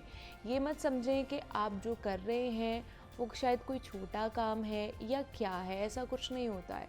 काम छोटा बड़ा नहीं होता, हम इंसान चीज़ों को छोटा बड़ा बनाते हैं। हम किसी भी चीज़ को, किसी भी शख्स को हम मिनटों में छोटा बना देते हैं और मिनटों में जनाब उसकी बुलंदी जो है ना वो आसमान तक पहुंच जाती है। तो इसलिए वो काम करें जिसमें आप जो है वो मुतमईन है, आपकी जो ज़ात है, आपकी सेल्फ रिस्पेक्ट जो है वो मजरूह नहीं हो रही, आप इंडिपेंडेंट हैं। डिपेंडेंट होना, अपने पेरेंट्स पे होना, एक मुझे लगता है एज की एक सर्टन एज होती है जिसमें आप अगर किसी के ऊपर डिपेंडेंट हैं तो ठीक है, वरना कुछ अरसे के बाद आपको इंडिपेंडेंट हो जाना चाहिए हर लिहाज से, फाइनेंशियली, इमोशनली, हर चीज़, हर इमोशन के लिहाज से आपको डिपेंडेंट अपने आप पर होना चाहिए, किसी और पर नहीं होना चाहिए। तो ये आज का पैगाम था हमारा जो हमने आपके साथ शेयर किया है। अभी प्रोग्राम में हम आगे बढ़ते हैं जनाब, अब कुछ बात कर लेते हैं सेहत के हवाले से। और आज एक बड़ा ही कॉमन और बड़ा ही स्वेयर मसला है जिस पर हमने बात करनी है। कहा जाता है कि जनाब ग़िज़ाई बदपरहेज़ी और वक्त बे वक्त खाने की जो गलत आदत है ना, उनके नतीजे में एक तकलीफ़ दे मर्ज़ आम होता जा रहा है, जिसमें नाक की जो नॉस्ट्रल्स होती हैं हमारे, जिसे नथने भी कहा जाता है, वो बंद हो जाते हैं, सर भारी हो जाता है, गला ख़राब रहना मामूल बन जाता है और सांस लेने में ना बहुत ज़्यादा दिक्कत होती है और बाज़ औक़ात बुखार और खांसी की शिकायत भी होती हैं। इन अलामात के नतीजे में जो बीमारी हमें होती है उसे आम ज़ुबान में लोग डस्ट एलर्जी कहते हैं कि जब हमें डस्ट एलर्जी, हम बाहर जाते हैं तो हमें ये होना शुरू हो जाता है। जबकि अगर मेडिकल साइंस की बात की जाए तो इसे साइनस का प्रॉब्लम कहते हैं।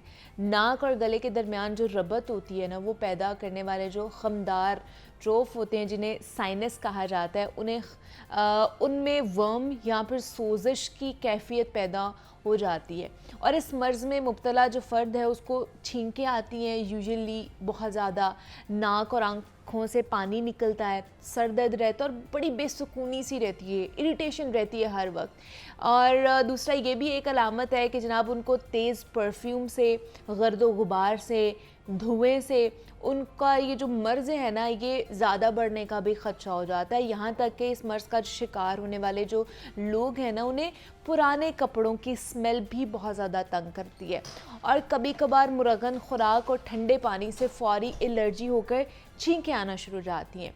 तो इसकी क्या जनाब रीज़न्स हो सकती हैं, क्या इसका सोल्यूशन हो सकता है, इस हवाले से आज हमने ख़ास तौर पर बात करनी है और हमने होम्योपैथिक इलाज ढूंढने की कोशिश करनी है। क्योंकि जनाब हम जितनी मर्ज़ी दवाइयाँ खा लें, हम उसके एडिक्ट हो जाते हैं या हमारे जो बाकी ऑर्गन्स हैं वो उससे इफ़ेक्ट होने के ख़दशात ज़्यादा हो जाते हैं। तो हमने होम्योपैथिक, जिसका कोई नुकसान नहीं है, जिस पर हमने बेतहाशा मरतबा प्रोग्राम्स भी कर लिए हैं, उसके थ्रू किस तरह आप अपनी बीमारियों का हल निकाल सकते हैं, क्योंकि ये बहुत सदियों पुराना ये तरीका इलाज है जिसको अडॉप्ट किया हुआ है। तो उस पर, उसके थ्रू हम अपने इस साइनस के प्रॉब्लम को किस तरह ख़त्म कर सकते हैं, उस पर बात करने के लिए डॉक्टर हमज़ा बुखारी हमारे साथ मौजूद है, होम्योपैथिक स्पेशलिस्ट हैं। डॉक्टर हमज़ा, आपको वेलकम कहती हूँ जागो लाहौर में। कैसे हैं आप? अल्हम्दुलिल्लाह जी, अल्लाह का बड़ा शुक्र, आप खैरियत से? मैं भी बिल्कुल ठीक ठाक। डॉक्टर साहब, आज बड़ी ही कॉमन मसला है लेकिन बड़ा ही एग्रीवेट करता जा रहा है साइनस का। हर दूसरा बंदा जो है ना वो कहता है कि जी मुझे साइनस का प्रॉब्लम है, या तो इसको दूसरा नाम दे दिया जाता है, जिस तरह मैंने बात की कि डस्ट एलर्जी का प्रॉब्लम है, उन्हें नहीं पता होता कि वो साइनस है जी, एट दी एंड वो साइनस है। तो ये इसका रीज़न क्या है, कॉजिंग रीज़न क्या है साइनस? जी बिस्मिल्लाहिर्रहमानिर्रहीम। अच्छा जी, इसमें सबसे पहले जो लोग साइनस को तो इतना हमारे यहाँ पर इतनी, क्योंकि अवेयरनेस इतनी लोगों में है नहीं, हाँ जी, तो लोग उसमें जिस भी बीमारी को उसमें सबसे पहले एलर्जी का नाम दिया जाता है। देखिए एलर्जी होगी, हाँ, इसमें डस्ट एलर्जी है, पॉलन एलर्जी है, फूड एलर्जी है, परफ्यूम्स है, किसी भी किस्म की जो एलर्जी है वो इसमें स्टार्ट हो जाती है इसमें पेशेंट्स में। अच्छा, इसमें अब साइनस को बेसिकली आपके जब सांस लेने में ये कैविटीज़ है आपके दो यहाँ, और ये कैविटीज़ जो बेसिकली होती हैं जो इसमें फिल हो जाती है, म्यूकस आ जाता है जो कि एक जेल टाइप होती है इसमें मोस्टली। तो पेशेंट्स की जब ये चीज़ें म्यूकस से उससे ये भर जाती हैं तो ये फन होता है। अच्छा, मोस्टली पेशेंट में देखा यह जाता है जब हमारे पास क्लिनिक पे आते हैं कि ये चीज़ इसमें बाज़ पेशेंट्स को तो आप फिजिकली एग्जामिनेशन करके देख के नाक में आप देख सकते हैं कि पॉलिप्स का क्या साइज आता है। अच्छा। ठीक है, और फर्दर जो हम पेशेंट्स के लिए जाते हैं उसमें एक्सरे करवाए जाते हैं, सीटी स्कैन करवाया जाता है या एमआरआई करवाई जाती है, उसमें देखा जाता है कि इसकी क्या पोजीशन आ रही है। अब इसमें जो इसकी अलामात में सबसे पहले अगर हम आ जाएँ तो सांस लेने में, या अगर हम बात कर रहे हैं जो कोई भी पेशेंट बैठा है या कोई फर्द यहाँ बैठा है, उसको दो चीज़ें होंगी, जोर से सांस खींचना, सांस को नाक के जरिए खींचना। क्यों कि उसको जो बलगम है, जो रेशा है, वो उसके जो सांस वाली नाली है उसके अंदर वो इरिटेट कर रहा है और गिर रहा है। अच्छा, इसमें बहुत सारी वजूहात ऐसी आ जाती हैं जिसको हम दरगुजर कर देते हैं। उसका ट्रीटमेंट बेसिकली असल चीज़ का नहीं लिया जाता, दूसरी चीज़ को देखा जाता है कि आखिर प्रॉब्लम है क्या। अभी मोस्टली पेशेंट्स का स्टमक जो है वो ख़राब होना शुरू हो जाता है। अच्छा, अब इसमें हम जो साइनस को लेंगे ना, एक बहुत बड़ा, ये जैसे आपने बताया ना कि आजकल के दौर का बहुत बड़ा एक इशू भी है और बहुत बड़ी बीमारी है, और लोगों को इसके बारे में जब अवेयरनेस नहीं है तो उसमें चीज़ ये आ जाती है कि सबसे पहले नाक का बंद हो रहा है, उसमें इसकी वजह से क्या होगा, आपको सर दर्द शुरू हो जाएगा। जब सर दर्द शुरू होगा, इसका गला खराब होना शुरू हो गया, आपके कान में दर्द आना शुरू हो गया। ये बेसिकली सब आपका रेशा बल्कि इंटरलिंक्ड है, सारी चीज़ें अंदर से। तो वो जब बैक्टीरिया उसमें डेवलप होता है तो फिर क्या, बुखार शुरू हो गया, जिससे में दर्द शुरू हो गई, हर वक्त थकावट रह गई। अच्छा, अब इसमें मोस्टली ये जब प्रॉब्लम लोगों को आता है, ये ज़्यादातर आता है सुबह के टाइम जब लोग उठते हैं, नौजिया सा फील हो रहा होता है, नाक बंद होता है, अजीब सी फीलिंग ठीक है, मुंह से बदबू सी आ रही होती है। अब इसमें क्या होता है कि पूरी रात जो है ये आपका नाक तो बंद है, और लोग खराटों की जो बीमारी ये भी इसी की वजह से मोस्टली आती है। ठीक है, अब इसमें हो क्या रहा है कि जब आप रात को सोए हुए हैं तो वो ड्रिपिंग है सारी रात आपके वो खुराक की नाली के अंदर पूरा भरता रहता है। तो सुबह जब पेशेंट उठता है उसको एक नौजिया फील हो रहा होता है, उसको खांसना है, साफ करना है, और उसके बाद जाके उसकी जो वो हालत कुछ बेहतर होती है। और फिर सारा दिन में तो अगर एक एसी कमरे में बैठे हैं और ऐसा नहीं है, उन लोगों को तो ये चीज़ इतनी ज़्यादा नहीं होती, क्योंकि पोल्यूशन भी इसकी एक बहुत बड़ी कॉज है कि पोल्यूशन की वजह से भी है। अब पोल्यूशन में गाड़ियों का शोर भी है, फिर जो लोग स्मोकिंग करते हैं उनका प्रॉब्लम भी है, और बहुत सारी ऐसी खुराक हमारी ऐसी इसमें शामिल है जिसकी वजह से ये चीज़ें ज़्यादा डेवलप होती रहती हैं। अब मैदा उसमें ख़राब होगा तो ज़ाहिर बात है लोग क्या करेंगे, जो स्टमक में जी मुझे एसिडिटी रहती है, जी जलन रह रही है, मैदे में दर्द हो रही है। अच्छा, अब उसकी कॉज क्या बन रही है, उस तरफ नहीं लोग जाएंगे, उस तरफ नहीं, क्योंकि हम लोग इसको समझते ही नहीं क्योंकि प्रॉब्लम हो गई। हम तो कहते हैं अच्छा नाक बंद हुआ है, 2-3 दिन तक खुल जाएगा। बिल्कुल। अच्छा, इसमें एक्यूट जो एलर्जीज होती हैं या इसमें साइनसाइटिस में से कुछ एक्यूट होती हैं और कुछ क्रॉनिक होती हैं। एक्यूट जो है ये तो कुछ अरसे में 5 से 7 दिन में मेडिकेशन के साथ ठीक हो जाती हैं। जो क्रॉनिक होते हैं वो डेफिनेटली जैसे जैसे आप ये दूसरी एलोपैथिक अद्वियात का इस्तेमाल करते हैं, बॉडी में आपकी इम्यूनिटी कम होती है, शुरू हो जाती है। और उसके साथ अब जैसे ये अपने कोरोना के दिनों में भी यही चीज़ चल रही थी कि फ्लू से स्टार्ट होता था सारा काम, खांसी से स्टार्ट हो रहा था, तो लोग उस चीज़ को बेसिकली इतना नहीं ले रहे थे। लेकिन जब उसको कोरोना का नाम दे दिया गया, उसका लेवल लगा दिया गया, तो फिर सारे एहतियात तो करना लोगों में शुरू एक हो खौफ गए। और एक वो चीज़ ज़्यादा से ज़्यादा उसमें नहीं, तो डेवलप होना शुरू इसमें हो गई। एक्यूट वाली कौन सी एलर्जी है जो 7 दिन को 12 दिन लेके वो खत्म हो जाती है? देखिए, एक्यूट में ये जैसे भी नहा के आए, आप पंखे के नीचे आ गए हैं, ये सर्दी लग गई है, ठंडी हवा लग गई है, और आपको इतना कोई ठंडी चीज़ खा ली है या आपको कोई वायरल इन्फेक्शन आ गया, वो 5-6-7 दिन में एहतियात कर लें या आप स्टीम ले लें, इस चीज़ों से ये चीज़ बेहतर हो जाती है। लेकिन अगर आप ये कहें कि इसमें जो क्रॉनिक आ जाती, क्रॉनिक के अंदर लोग मोस्टली ऑपरेशन की तरफ जाते हैं। अच्छा, ऑपरेशन में भी मैं एक चीज़ बता दूं कि ये मेरे जो भी हमारे दूसरे शोबे से एलोपैथिक से रखने वाले हज़रात हैं वो इस चीज़ से एग्री करेंगे कि इसमें मोस्टली ये चीज़ें दोबारा से डेवलप हो जाती हैं। ऐसा नहीं कि ऑपरेशन करवाने के बाद एक चीज़, क्योंकि मैंने देखा है जिनको भी साइनस का प्रॉब्लम होता है वो एट द एंड वो ऑपरेशन की तरफ ही जाते हैं, वो ऑपरेटिव नाक का कराते हैं, वो कहते हैं जी हमारी कोई हड्डी या गदूद बढ़ गई है, गदूद बढ़ गया ना, बेसिकली गदूद जो बढ़ते हैं वो नाक को प्रेस कर रहे होते हैं और हड्डी उसको को, फिर वो तो ऑपरेट करा के कुछ कर लेते हैं। लेकिन वो परमानेंटली वो भी ऐसे सोल्यूशन नहीं है, परमानेंटली वो भी सोल्यूशन नहीं है। उसके बाद फिर ये डेवलप हो जाती है, फिर दोबारा से बन जाती हैं ये चीज़ें। तो इसलिए ये हम सारी चीज़ों को देखने के बाद इसलिए कहा था कि होम्योपैथिक के ऊपर जब भी आप लोग आएंगे तो उसमें वो डॉक्टर आपकी पूरे तरीके से अच्छे तरीके से तशखीस करने के बाद आपको रिकमेंड करेगा कि हमारे पास अक्सर पेशेंट आते हैं, डॉक्टर साहब जी हमें माइग्रेन है। अच्छा। अब जब उनकी हिस्ट्री सारी ली जाती है तो पता चलता है वो माइग्रेन नहीं है, वो साइनसाइटिस है। साइनसाइटिस की वजह से उनकी ये ब्लॉकेज सारी, अब सर आप नीचे कर रहे हैं, सजदे में जा रहे हैं तो उसकी वजह से दर्द होता है, सर में दर्द है, आपके लिए भारी और आपको लगता है फिर कि वो कहेंगे नहीं जी सर में दर्द है, मुझे ब्लड प्रेशर है या लो है या हाई है। इस तरह की मुख्तलिफ जो है अजीब और गरीब लोगों में ये बात पाई जाती है कि ये चीज़ ऐसे चल रही, ऐसा नहीं है। कि उसमें जब पूरे तरीके से आप एक डायग्नोजिंग करके किसी भी तरीके इलाज में आप तशखीस सबसे ज़्यादा ज़रूरी है। तो तशखीस की तरफ आप जाते हैं तो फिर आपको डेफिनेटली आपको बीमारी का जो है इलाज करने में भी आसानी होती है और आपकी चीज़ें भी उसमें बेहतर हो जाती हैं। सही। और केरा एक मैंने बता रहा हूँ कि केरा बहुत हमारे यहाँ पर बहुत कॉमन है लोगों को, ये बलगम हर टाइम गले में गिरता रहता है, हाँ, उससे बाल सफ़ेद होना शुरू हो जाते हैं और फिर उसमें मेमोरी में आपकी बहुत फ़र्क आता है। ठीक है, इस तरह से करके बहुत सारी चीजें जो है ना आपकी वो ये मतलब ये साइनस के साथ ही कनेक्ट है जो केरा ये डेफिनेटली साइनस के साथ कनेक्ट। आपका जो एक रास्ता है जो कुदरत ने निज़ाम बनाया है ना आपको इनहेल करने के लिए सारी चीज़ें, अभी मैं डेफिनेटली अगर मेडिकली डिक्शनरी के मेडिकली टर्म्स में कुछ अगर नाम लूँ तो सारी बात है हमारे वो 2% शायद लोगों को वो चीज़ें पता होंगी। तो मेरी कोशिश होती है कि मैं ज़्यादा से ज़्यादा आसान लैंग्वेज में आसान ज़ुबान में हम वो चीज़ें बताएं कि पेशेंट वो चीज़ समझ सके कि आपको अगर इसमें बेहतरीन हल है आप नाक की उंगली पे अपनी साइड रखें और इसको ज़ोर से इनहेल करें। ठीक है, अगर तो आपको सांस सही का आ रहा है तो इट्स मीन कि आप ये बात क्लियर है। इसी तरह लेफ्ट साइड पे चीज़ें कर लें, आपको पता चल जाएगा कि हाँ भी इसमें प्रॉब्लम है या नहीं है।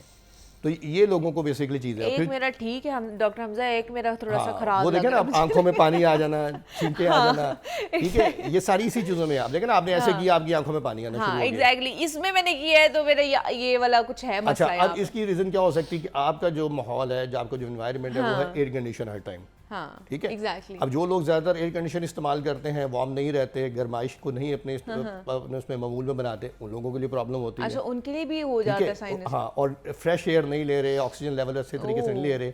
अब देखें ना, यहाँ हम बैठे हैं तो आर्टिफिशियल तो बहुत सारी चीज़ें नजर आ रही हैं, पौधे भी नजर आ रहे हैं, लेकिन पीछे एयर कंडीशनर भी लगा हुआ है। एयर कंडीशनर लगा हुआ, तो वो अब मसनूई चीज़ों में ज़्यादातर लोग जीते हैं, वो ज़्यादातर बीमारियों का शिकार होते हैं, वो किसी भी किस्म की है। अच्छा, तो आंखों से पानी आना, छींके आना, किसी भी किस्म की जो चीज़ें हैं ये सारी इसमें है। दांतों का प्रॉब्लम इसकी वजह से बहुत ज़्यादा आ जाता है। फिर टॉन्सिलाइटिस हो जाता है पेशेंट लोगों को, जो टॉन्सिल्स होते हैं ये स्वेल हो जाते हैं बच्चों में मोस्टली, उसकी वजह से आपकी हाइट बच्चों की इसमें काफ़ी प्रॉब्लम्स आना शुरू हो जाती हैं। तो हम जब इन चीज़ों को सब चीज़ों को सिर्फ एक छोटी सी बीमारी की वजह से कितनी बड़ी चीज़ें हो सकती हैं। जी डेफिनेटली, मैंने वही बता रहा हूँ ना कि लोग इसको देखते नहीं है। देखिए आपका स्टमक इससे ख़राब हो रहा है, आपको हेडेक हो रही है, आपको साइनस का प्रॉब्लम आ रहा है, आपके अच्छा चेहरे पर अक्सर लोगों के यहाँ इस जगह पर जो मैं चीज़ बता रहा हूँ ना एरिया, यहाँ पर अगर स्वेलिंग है, ठीक है, तो उसमें भी जी मुख्तलिफ किस्म की स्वेलिंग की अद्वियात खा के देख लेंगे, फायदा नहीं हो रहा तो भाई आपने अपना साइनस चेक करवाया। अच्छा, ये साइनस की वजह से हो सकती है, यहाँ पे स्वेलिंग, ये चीजें क्या जी, ये फूली हुई हैं हर टाइम। हाँ, अभी जैसे आपने एक टेस्ट किया तो आपको फौरन पता चल गया, हाँ जी मेरे इस तरफ एक प्रॉब्लम आ रहा है, एक तरफ प्रॉब्लम, ठीक है ना। तो जाहिर बात है उसमें अच्छा, अब आपको ये हम ना एक्यूट में कहेंगे ना क्रॉनिक में कहेंगे, माइनर से है, माइनर्स में क्या आप सिर्फ स्टीम ही लें, इसका बेहतरीन हल है कि जो लोग कोई भी अद्वियात नहीं खा रहे, कोई चीज नहीं खा रहे, वो तो एक मास्क लगा के रखें अपने ऊपर, ठीक है जी, धुएं मट्टी वगैरह से बचें, सिगरेट के धुएं से बचें। और सेकंड ये है कि जब भी आप शाम को घर जाएं, टाइम मिले जब भी आपको, स्टील की पानी में, स्टील की देशकी में पानी को बॉयल करें और 1 से 2 मिनट से उसकी स्टीम ले लें। सिंपल, कोई उसमें आपने चीज़ नहीं मिलाएं, कुछ नहीं मिलाएं, इंशाल्लाह ताला आपके जो ये पॉलिप्स हैं, जो चीज़ें हैं, ये खुद नेचुरली तौर के ऊपर ये श्रिंक होना शुरू हो जाएंगी। नहीं तो अदरवाइज होम्योपैथिक तरीका इलाज मौजूद है, उसमें ये आपको डिपेंड करता है पेशेंट की कंडीशन क्या है, आपने 15 दिन मेडिकेशन करनी है, 10 दिन करनी है, कितने दिन खानी है, तो उससे भी बहुत सारी चीज़ें जो हैं वो पेशेंट्स की अल्हम्दुलिल्लाह वो क्योर हो जाती हैं, हल हो जाती हैं इन चीज़ों को देखते हुए। नहीं तो जो लोग आपके पास आते हैं उनका फिर जैसे हमने एक बात की है कि जी ऑपरेशन की तरफ भी जाते हैं, बहुत से साइनस की प्रॉब्लम जो जिनको मर्ज होता है वो लोग एट दी एंड ऑपरेशन करा रहे होते हैं, तो आफ्टर ऑपरेशन भी आपके पास पेशेंट आते हैं कि जी हमने ऑपरेशन भी करा दिया फिर भी कोई हल नहीं हुआ। मोस्टली पेशेंट, देखिए हमारे पास एक पूरा रिकॉर्ड होता है हर पेशेंट्स का, कोई भी कोई साइनस के लिए आ रहा है, कोई स्किन के लिए आ रहा है, कोई किसी भी पर्पज़ के लिए हमारे पास एंजाइटी के लिए आ रहा है, हमारे पास पूरा एक रिकॉर्ड होता है 2 साल का, as per PSC Punjab health care commission जो भी उनकी रिक्वायरमेंट हमने रखी हुई हैं सारी चीज़ें, तो उसमें हम लोगों को बता भी देते हैं कि देखिए ये पेशेंट आए थे, इन्होंने ये इलाज करवाया था, लेकिन उसके बावजूद उनकी ये पोजीशन ख़राब है। हाँ। लेकिन क्यों है, क्या है कि लोगों ने रेकमेंड किया, रेफरेंसेस के साथ पेशेंट्स आपके पास आता है ना, कि जब आपको पेशेंट्स को एक आराम आता है तो फिर वो दूसरे लोग आपके पास आ जाते हैं। लेकिन एलर्जी के लिए पूरी ज़िंदगी के लिए दवाई खाना आपके लिए दूसरी बीमारियों को जन्म देने के मुताबिक है, कि आप अपनी साइनस के लिए कोई ऐसी एंटी एलर्जी मेडिकेशन जब आप ले रहे हैं, नेचुरल और कुदरत से दूर जा रहे हैं, तो फिर आप क्या कर रहे हैं, आप दूसरी बीमारियों को अपनी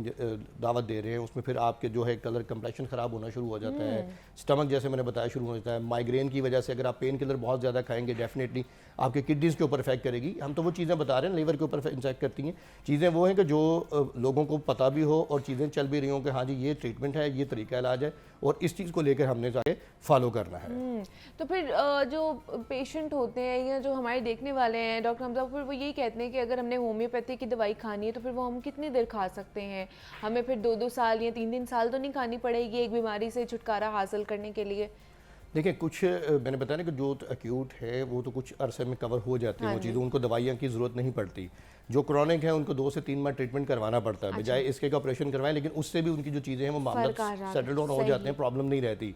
आप ये नहीं कि आपने दवाई शुरू कर दी तो आपको तकरीबन 2 महीने बाद या महीने बाद जाके आपको ये चीज़ उसमें आपको इफेक्टिव करेगी या क्योर होगी। उसमें आपको इंशाल्लाह ताला दूसरे तीसरे दिन पता चलना शुरू हो जाता है कि आपको इन अद्वियात से कितना फ़र्क पड़ रहा है और कितना आपको उससे रिलीफ मिल रहा है। तो डेफिनेटली उसमें सबसे पहले क्या चीज़ है, आपको बात करते हो अक्सर आप लोगों को देखते हैं गला साफ़ करना पड़ता है, ठीक है। अच्छा, अब बाद लोग कहीं एक ऐसी जगह बैठे हैं कि उनको PND जिसको हम पोस्ट नेजल ड्रिपिंग बोलते हैं ना, कि वो ड्रिप तो हो रहा है बलगम हल्के में गिर रहा है, लेकिन वो क्या चीज़ है कि वो उसको स्पिट नहीं कर सकते, ठीक है। अब क्या चीज़ है, वो सारी अंदर मैदे के अंदर जा रही है और वो बार-बार अपना गला साफ तो जब ये मैदे में जाती है या जब यहाँ पर जो है हमारी कैविटीज़ हैं ये सारी यहाँ पर ये चीज़ फिल हो जाती है, कुछ अर्सा पड़े रहते हैं, उसके बाद इसमें बैक्टीरिया से पैदा होते हैं तो फिर वो आपको इन्फेक्शन पैदा करते हैं। तो लोगों में मैं वही बात बताता हूँ कि जब तक हम शऊर उजागर नहीं करेंगे किसी भी बीमारी के बारे में तो लोगों को उस तक उसकी आगाही नहीं होगी।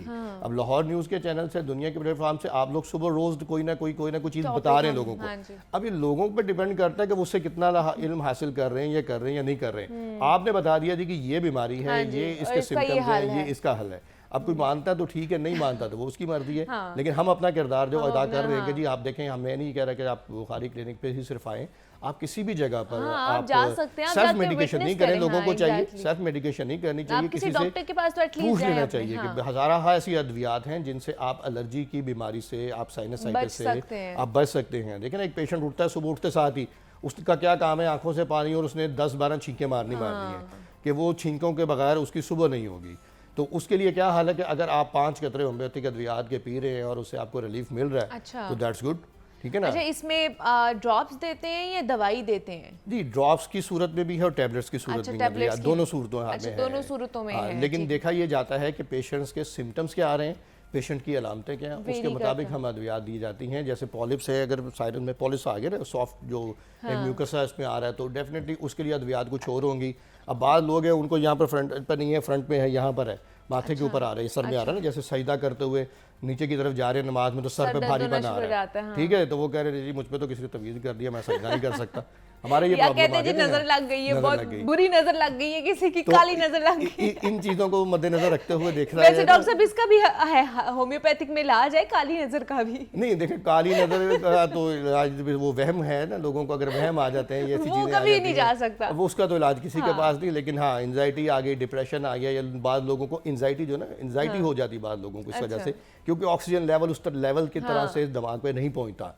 तो रात को मैंने बताया ना कि खराटे जो आते हैं लोगों को, उसकी वजह भी एक साइनसाइटिस है कि जो लोगों को खराटे बहुत ज़्यादा रात को लेते हैं, ठीक है ना। उसमें एक मिसाल मैं देता हूँ कि जैसे उसमें होता है कि बिटवीन द हमारी जो एयर प्रेशर है, सांस की नाली और खुराक की नाली, इसके दौरान एक जो म्यूकस आ गया। अब इसमें यह है, जब आप गाड़ी का शीशा थोड़ा सा नीचे करेंगे तो शोर आना शुरू हो जाएगा, तेज जा रहे हैं। जब उसको पूरा नीचे कर देंगे तो खत्म, या बंद कर देंगे तो खत्म, ठीक है। तो इसी तरह ये काम होता है कि जब आप सांस ले रहे होते हैं तो फिर वो आवाज़ उसमें से आ रही होती थी, जो सांस की आवाज़ आ रही है उसमें। फिर क्या करता है पेशेंट, मुंह खोल के सो रहा है, और जब मुंह खोल के सोता है तो जाहिर बात है वो मुंह उसका खुश्क हो रहा है, तो सुबह उठ के वो कहेगा जी मेरा तो डॉक्टर साहब मुंह सारी रात खुश्क रहता है जी, मैं क्या करूं, और उसकी वजह से सही नींद भी अब उसकी वजह क्या आ रही है, वही साइनसाइटिस उसमें आ गया पीछे।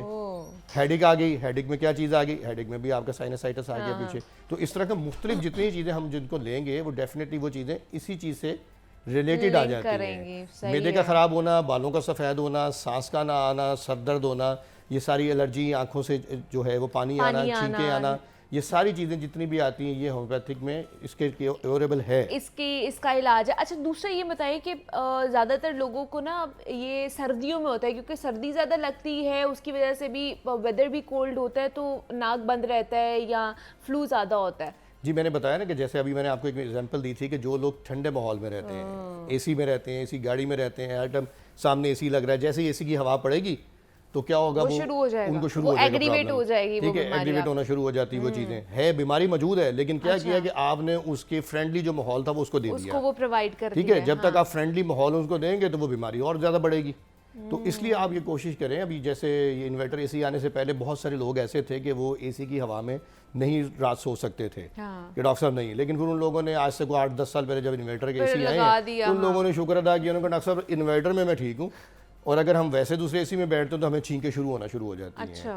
तो ये भी एक चीज़ आ जाती है, जैसे मौसम ठंडा हो गया, ठीक है, बाहर हवा ठंडी चली है, तो वो जी छींकें आना शुरू अभी जैसे पत्ते गिर रहे हैं बहुत ज़्यादा दरख्तों से, ठीक है ना, अब ये जैसे किसी बाग में, किसी गार्डन में या घर के बाहर बाग दरख्त हैं, तो उनमें से जैसे भी पत्ते गिर रहे हैं या उनसे जो भी पॉलन उनकी आ रही है, ठीक है, उससे क्या होगा, उससे भी लोगों को एलर्जी शुरू होना चाहिए। इवन दो कि घर में जो हम लोगों ने पेट्स रखे होते हैं, जी, उससे भी हो जाती है, उससे भी होती है। अब मैंने वही बताया कि आप इन्वायरमेंट जब उनको वो प्रोवाइड कर रहे हैं, एक बीमारी को फ्रेंडली माहौल प्रोवाइड कर रहे हैं कि एक बंदे को साइनसाइटिस तो ऑलरेडी है, अब साइनसाइटिस में है, एलर्जी है, उसको थोड़ा सा भी जैसे कभी यहाँ पर कोई सिगरेट पिएगा या परफ्यूम तेज लगा के आ गया, तो आप क्या करेंगे, आप उसको बदवाएं देना शुरू कर देंगे, लो जी बेटा, अगर मेरे तो सारी जितनी भी चीजें खराब हो कितने देर उनका जो है वो चलता रहता है, छींकें आती रहती हैं, तो आप उसको कितनी देर बर्दाश्त करेंगे। तो उसका भी बेसिकली हमारे होम्योपैथिक में एक बेहतरीन इलाज मौजूद है कि लोग जो हैं वो आपको बजाय इसके कि आप लोगों को बुरा भला करें, आप अपना इलाज कराएं। ट्रू, हाँ। तो फिर वही ये चीज़ है कि इसमें ज़्यादातर वो चीज़ें ऐसी नहीं है कि आप ये कहें नहीं जी हमने इसमें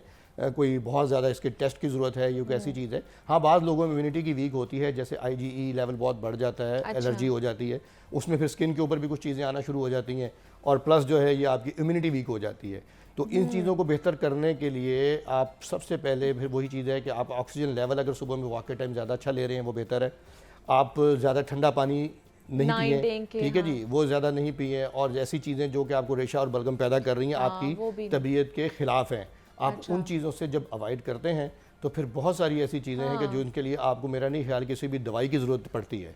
और आप पहले ये एहतियात कर रहे होंगे ना, बहुत से लोगों को जैसे ग़िज़ा से कोई भी डाइट वो खाते हैं, खास तौर पर अगर वो दही का इंटेक करते हैं, डॉक्टर साहब उनको हो जाता है। जी बिल्कुल, वही मैंने बताया ना कि ठंडी चीज़ें जितनी भी तासीर चीज़ें ठंडी हैं, पानी पियेंगे, केला खाएंगे, इस तरह की चीज़ों से जो चीज़ें आ जाती है, बलगम बना देती हैं। तो लोगों को फिर वही चाहिए कि स्टीम ज़रूर लिया करें जितने लोगों को प्रॉब्लम है, और जब बाहर निकलें तो खुदारा एक मास्क और मेरा ख्याल है डॉक्टर हमजा, जितनी हमारी पोल्यूशन है ना हमारी फिजा में, जो जिसको नहीं भी साइनस का प्रॉब्लम, उसको भी स्टीम ले लेनी चाहिए। जी, जाहिर बात है, जाहिर बात है, आप जब इसको ये इनहेल कर रहे हैं ना, तो कुदरत ने एक निज़ाम अंदर रखा हुआ फिल्ट्रेशन का, ठीक है ना, तो वो फिल्ट्रेशन होकर सारी चीज़ें अंदर जा रही, लेकिन हमारे यहाँ पर जो एयर क्वालिटी है उस चीज़ को तो हम कभी भी उसको नहीं कर सकते। तो उसके लिए सबसे बेहतर हल यही है कि जो लोग बाइक इस्तेमाल कर रहे हैं या बाहर हैं, इवन के जो कोई रेडी पे खड़ा है या कोई भी काम कर रहा है, उन लोगों को चाहिए मास्क का इस्तेमाल ज़्यादा से ज़्यादा करें, और शाम को घर में जाके एक दफ़ा गर्म पानी से करके उससे 1 या 2 दफ़ा उसकी स्टीम ज़रूर ले लें। उससे ये होगा कि जितनी भी वो जो भी आपको अंदर सारी चीज़ें इकट्ठी हुई हुई हैं वो एक दफ़ा से वो बिल्कुल वॉश आउट हो जाती हैं आपकी। और सुबह उठ के फिर आपको जो सुबह उठ के जो पेशेंट्स की प्रॉब्लम होती है ना कि बहुत ज़्यादा वो म्यूकस आ रहा है, केरा आ रहा है, बलगम आ रहा है, रेशा आ रहा है, वो चीज़ें बेसिकली इतनी ज़्यादा डेवलप नहीं होती हैं, उससे इंशाल्लाह ताला फ़र्क पड़ जाता है। और फिर होम्योपैथिक तरीका इलाज मैंने वैसे फिर भी बताया कि वो बेहतरीन है, वो तो बेहतरीन है, उसका कोई नुकसान नहीं है सच। और अगर हम होम्योपैथिक तरीका इलाज कराते हैं डॉक्टर हमजा, तो क्या मुकम्मल तौर पर बीमारी खत्म हो जाएगी? जी देखिए, मुकम्मल तौर पर बीमारी खत्म हो जाती है अल्हम्दुलिल्लाह होम्योपैथिक से, लेकिन हम किसी भी चीज़ के बारे में कभी भी किसी भी बीमारी के बारे में दावा नहीं कर सकते। आप ये कहें जी कि हमें बुखार हो गया और डॉक्टर साहब दवाई ऐसी दे दें, कोई भी डॉक्टर हो दवाई ऐसी दे दें कि दोबारा बुखार ना हो, तो ऐसा पॉसिबल नहीं है। इसी तरह कॉन्स्टिपेशन के पेशेंट्स अगर आते हैं हमारे पास और बवासीर के आ रहे हैं, तो उनको ये नहीं, उन्हें जब हम मना करते हैं जी आपने बीफ नहीं इस्तेमाल करना, आपने स्पाइसी चीज़ें नहीं इस्तेमाल करनी, अब वो कहे जी मैंने डॉक्टर साहब दवाई खा ली मैं ठीक हूँ, अब वो कल जाके बीफ खा के आ जाएगा या उससे कॉन्स्टिपेशन हो जाए 2 दिन खाना नहीं आएगा, दवाई काम नहीं की। दवाई काम नहीं की। तो डेफिनेटली ये चीज़ें तो ऐसी नहीं है, लेकिन साइनसाइटिस में बहुत हद तक आप होम्योपैथिक अद्वियात के साथ काबू भी कर सकते हैं और इसको ट्रीट भी कर सकते हैं, और इससे बहुत अरसे तक यानी 3 महीने या 2 महीने आपने इलाज कर लिया, साल 2 साल इंशाल्लाह आपको कोई प्रॉब्लम नहीं, आपका बहुत अच्छा बगैर किसी मेडिकेशन के वो अरसा आपका अच्छे तरीके से गुजर सकता है। आपकी छींकें नहीं मारनी पड़ती हैं आपको, या आपको किसी भी किस्म की वो एंटी एलर्जी नहीं लेनी पड़ती ना। देखिए एंटी एलर्जी जब आप लेते हो तो जाहिर बात है आपको फिर बहुत ज़्यादा उसके साइड इफेक्ट्स भी हैं, और वो चीज़ें आपको बॉडी की इम्यून सिस्टम को बहुत ज़्यादा वीक कर देते हैं आपके, कि आप नहीं जी इस चीज़ को ऐसे नहीं करें, ऐसे कर लें। तो जब आपके पास एक कुदरती तरीका इलाज मौजूद है तो आप उस चीज़ को मद्देनजर रखते हुए उससे जितना भी इफादियत है उससे फ़ायदा उठाएं और सेहतमंद रहें। बिल्कुल ऐसे ही जनाब, सेहतमंद रहेंगे तभी हम अपने अच्छे तरीके से ज़िंदगी गुजार सकेंगे। तो डॉक्टर हमजा बुखारी हमारे साथ मौजूद हैं, साइनस की प्रॉब्लम के ऊपर हमने बात की है, मज़ीद भी इनसे बात करेंगे, लेकिन यहाँ पर एक छोटी सी ब्रेक लेनी है, मिलते हैं इस ब्रेक के बाद।